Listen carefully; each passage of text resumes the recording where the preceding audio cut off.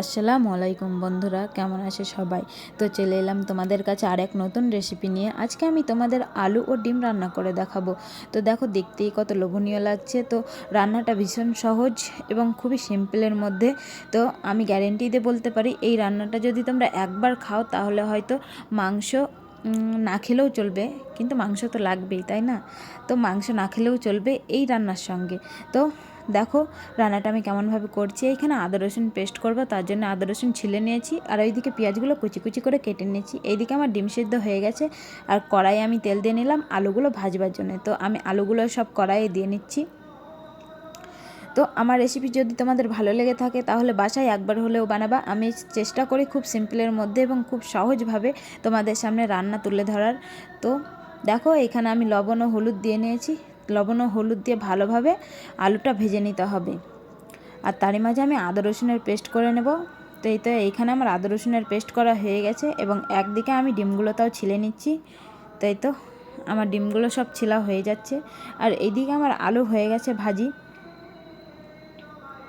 তো তোমাদের কাছে একটাই অনুরোধ, আমার যদি চ্যানেলটা ভালো লেগে থাকে বা আমার রান্না যদি তোমাদের ভালো লেগে থাকে তাহলে আমার চ্যানেলটা একটু সাবস্ক্রাইব করে যেও, যাতে আমি আরও নতুন ভিডিও ছাড়লে তোমরা যেন তা দেখতে পাও। তো চলো, এখানে আমার আলুগুলো ভাজি হয়ে গেছে, তো আমি আলুগুলো সব তুলে নেব। সবাই একবার হলেও বাসায় রান্না করবা এবং খেয়ে বলবা কেমন হয়েছে। আর এইদিকে আমি ডিমগুলো সেদ্ধ ভেজে নিচ্ছি। তো ডিমগুলো ভাজির জন্য অল্প হলুদ দেবো, রঙটা ভালো আসবে তার জন্যে।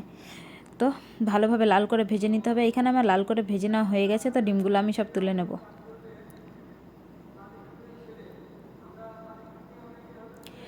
ডিমগুলো ভাজি হলে ওই তেলেই পেঁয়াজ দিয়ে নেব।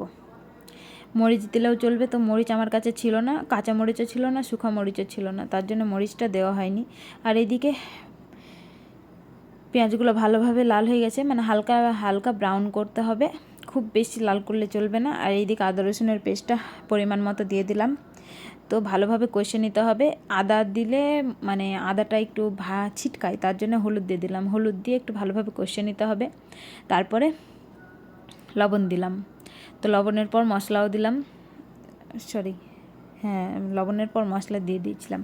তো এইখানে অল্প জল দিয়ে মশলাটা ভালোভাবে কষিয়ে নিচ্ছি। তো এবার আমার যেগুলো আমি আলু কষিয়ে নিয়েছিলাম না, ভেজে রেখেছিলাম, ওই আলুগুলো আমি কষিয়ে নিচ্ছি ভালোভাবে। তো আমি মিনিমাম 10 থেকে 15 মিনিট মতো কষিয়েছি অল্প অল্প জল দিয়ে। তো ঠিক এমনভাবেই আলুটা কষিয়ে নিতে হবে। তো এবার পরিমাণ মতো জল দিয়ে দেবো। ভাজি এবং কষাতেই আমার অলমোস্ট সেদ্ধ হয়ে গেছিলো। তো এইখানে জল দিয়ে দিলাম। তো এইবার ফুটে উঠেছে, তারই একটা ছবি তোমাদের দেখালাম। তো এবার ঢাকনা দিয়ে ঢেকে ঢেকে ভালোভাবে সেদ্ধ করে নিতে হবে আলুটা। এইখানে আমার আলু হয়ে গেছে অলমোস্ট। তো আলুগুলোতে এবার ডিম দিয়ে দেবো, আর কিছু কিছু আলু ভেঙে দেবো, যাতে যেই মানে আলুর যেই পাতলা ঝোলটা ওটা একটু গাঢ় হবে। তো এইখানে আমি দেখছি আমার আলুটা সেদ্ধ হয়েছে কিনা। তো আমার আলু সেদ্ধ হয়ে গেছে। তো আলুতে এবার ডিম দিয়ে নেব। ডিম দিয়ে ভালোভাবে ঘেঁটে দেবো, এবং অল্প অল্প করে আলুগুলো ভেঙে দেবো, যাতে ঝোলটা গাঢ় হয়। আর এইখানে গরম মশলা আমি ওপর দিক দিয়ে অল্প অল্প করে ছিটিয়ে দেবো। গরম মশলা দিলে আলুর স্বাদটা ভীষণ দ্বিগুণ হয়ে যায়। তো এইখানে আমার রান্না অলমোস্ট কমপ্লিট। তো আমি সবাইকে একটাই কথা বলবো, যে একবার হলেও বাড়িতে বানাবা এবং খেয়ে বলবা কেমন হয়েছে। তো এইখানে আমার আলু কমপ্লিট, আমি ঢেলে নিচ্ছি। আর দেখো কত সুন্দর এবং কত সুস্বাদু, দেখতেই কি মজা লাগছে। তো ফিরে আসছি নতুন আরেক ভিডিও নিয়ে। তো আমার পাশেই থেকো।